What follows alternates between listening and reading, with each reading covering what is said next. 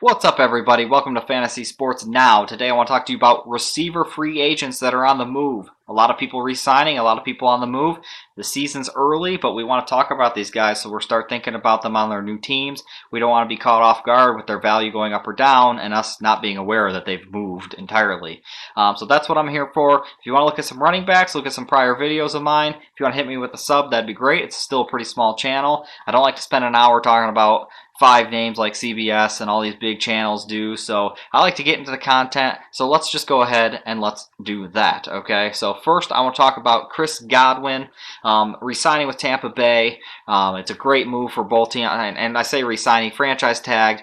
It's a great move for Tampa Bay. Obviously, you're going to get Chris Godwin. I hope he plays 16 games. I mean, looking at these stats right now, for 12 games, 840 yards and 7 scores. Imagine spanning that out to 16 games. You're talking about like 1,200 yards and maybe 10, 11 scores.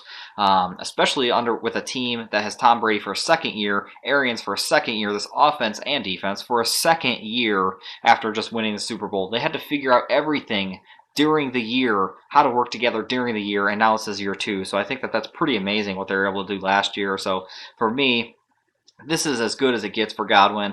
I can't imagine him signing anywhere better. In fact, I don't know why, what over here, I put a kind of a neutral sign. I think I did that because it's basically going to be the same production. But, talking this out, guys, I think this is a thumbs up. I think this is great all around. I think he's going to go too early in drafts coming into the season, but that's okay. He's earned it. He's earned that right, and I think somebody's going to take a risk on him and hope that he plays all 16 games. And I hope that he does because he's an exciting player. So, moving on to Allen Robinson. So another guy who got franchise tag, but I have a completely different feeling about. Okay, this is recorded prior to the draft, so a lot can happen. They were in on Russell Wilson, and then they went and signed Andy Dalton, basically indicating that they are out on Russell Wilson. Andy Dalton, if you remember, came in for Dak last year after he went down with that horrible injury. And what happened is pretty much the Cowboys were brutal at that point. Amari Cooper's production tanked. A lot of those guys just basically were irrelevant at that point. And so for me, that if you look at Allen Robinson last year, basically 1,300 yards, which is a ton. His touchdown production was pretty low. I thought it would be higher than that. So I think that probably stays the same, probably regardless of who's quarterback. But Dalton's not throwing for 1,250 to Robinson. It's just not going to happen. If Dalton is truly Chicago's starting quarterback, then I could see Allen Robinson not breaking the 1,000-yard mark, which would be detrimental to Allen Robinson's production and his value. I mean, he was the 12th best receiver last year, but if Dalton truly is the starter, I see him being 35. I know that's bold. I know that's painful to think about, but I suffered. I had Dak last year. I picked up Dalton, and I suffered through having that kind of combination, and it didn't work.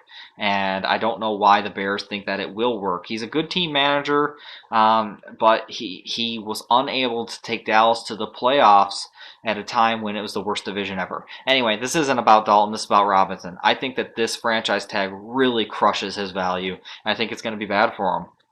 Moving on is my guy, Kenny Golladay. Obviously, I'm biased here, so he gets a massive thumbs up from me. I think the main reason he's getting the thumbs up is because Detroit could have franchise tagged him, and they decided not to. So by not franchise tagging, Detroit got a third-round pick, which obviously helps Detroit because they traded off Stafford. They're trying to accumulate picks. They're trying to accumulate talent, young talent. And having 1 year of Golladay really wasn't going to do all that much. You could have tried to trade him after the 6-week deadline, but you're probably not going to get a third-round pick anyway. So they opted to let him go. He goes and he signs with the Giants. Daniel Jones is not as good as Stafford, obviously, but at least it's a competitive team with a good quarterback. There were other teams, I'm sure, that would have been better for his fantasy value, but he didn't really get a whole lot of choice, especially with given the choice he had. If he was with Detroit, it would have been a disaster. That's what I'm saying here. I think that he can bounce back to his old prior self. I think it's maybe a little bit worse than his prior self because Stafford's the man, and I love Matt Stafford, obviously.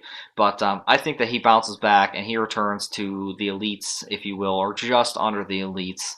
I think Daniel Jones is a great sign. He gets plays with Barkley. It's gonna be a lot of fun to watch. I think the Giants, given this. I don't know if it'll be Odell exciting, but we'll see what happens. Next is Emmanuel Sanders. He goes from New Orleans to Buffalo, and he's getting a thumbs up for me here as well. And initially it was like, okay, well, if you're talking about New Orleans, you're talking about Brees. Well, newsflash, Drew Brees is retiring. If you haven't heard that, he did retire. They signed Winston. They still have Hill. For me, I think Winston could be awesome. I really do. But the two teams seem to be kind of crossing roads here, right? Where I feel like New Orleans is kind of that one done in the playoffs kind of team now, and they're kind of teetering back towards it, maybe not even making the playoffs, which is a crazy thought. Where Buffalo seems like a team more destined to potentially win some championships. So for Emmanuel Sanders as a player, I think this was a good jump ship, if you will, because I think Buffalo is trending towards championships, whereas New Orleans, like I just said, is not. For fantasy value, I also think this is a great move because Josh Allen is awesome. I think that a lot of us from the community thought that Josh Allen would just be kind of an average guy. He'd occasionally get some good runs, and he'd just be average. But no, wrong, not the case. Josh Allen is amazing, and I draft with confidence with Josh Allen. And Emmanuel Sanders is going to benefit greatly from having Josh Allen because for me, Drew Brees was great, and this is the production he was able to get out of Drew Brees. But Drew Brees was really struggling last year. It was almost painful to watch. Throwing 5-10 yards at most, it seemed like, on a lot of plays, and it just didn't seem like he could get the ball down the field, whereas Josh Allen's not going to have any problem. So Emmanuel Sanders, I think this is a great sign for you. Fantasy wise, I think he's going to go up. I think he's potentially wide receiver 3 again. I really do, and I think that this is a great sign for his career, and I hope the best for him. So moving on here, getting to Will Fuller. Man, what a conundrum this guy is. So look at the stats again. Every year with this guy, man, if I could get 16 games, he would have a huge season. Yeah, true, but you're never going to get 16 games out of him, it seems like. Basically had 900 yards and 8 scores in 11 games. Like, that was good enough to be, let's just say, the 24th best receiver and played 11 games. That's crazy. Imagine if he played 16. He'd be at like 1,300 yards and 14 touchdowns. That's crazy. Now, the problem is he's going off to Miami. It's not that I disbelieve, like, I believe Tua. I like Tua. I think they need to give Tua a chance. I really do. And it doesn't sound like Miami really wants to give Tua a chance, but they might be forced to. Now that they've traded back, maybe they're starting to believe in Tua a little bit. But for fantasy perspective, you go from Deshaun Watson and a team that loses a lot of games at this point. They're always playing from behind. They're having to throw a lot. The offensive line struggles. Deshaun Watson's on the run. He's throwing a lot. To a team that is with Tua, it's not the same, guys. It's not the same. Deshaun Watson, I know there's a lot of off-season stuff, off-the-field stuff that I don't want to get into, but the dude is a stud, and you're going from like a perennial elite in the league to a guy who's developing. I mean, Tua could be the next Watson. Who knows? But he's not there yet, and he's not ready yet. Deshaun Watson is clearly a better quarterback, and that's going to hurt Fuller.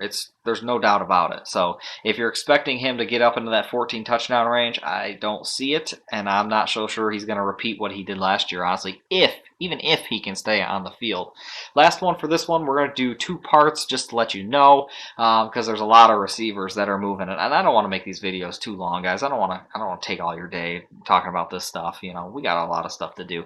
Next one is Sammy Watkins, signed very recently. He's going from Kansas City to Baltimore, and I've always had a problem with kind of Sammy Watkins. I can't value him well. I don't know why.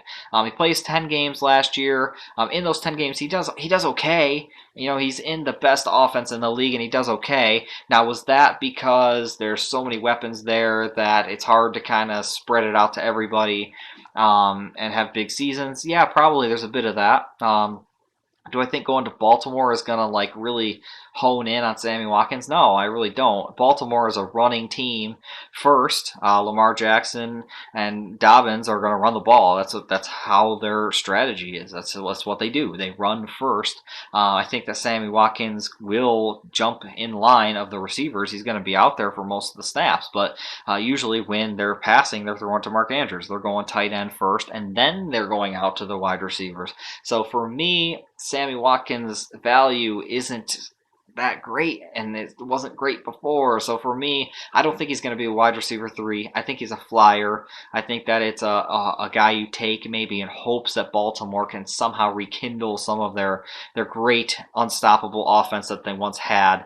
And if they can do that, then Sammy Watkins could be that wide receiver 3. But for now, I'm not buying it, unfortunately. I hope him the best, I really do. But if you can't get it done in Kansas City, I really don't think you're going to get it done in Baltimore. So anyway, guys, that's the list for today. I got a bunch more names on the part 2. Hopefully, we kept this right around 10 minutes. Looks like we did, so that's good. That's the goal, guys, and we'll see you next time.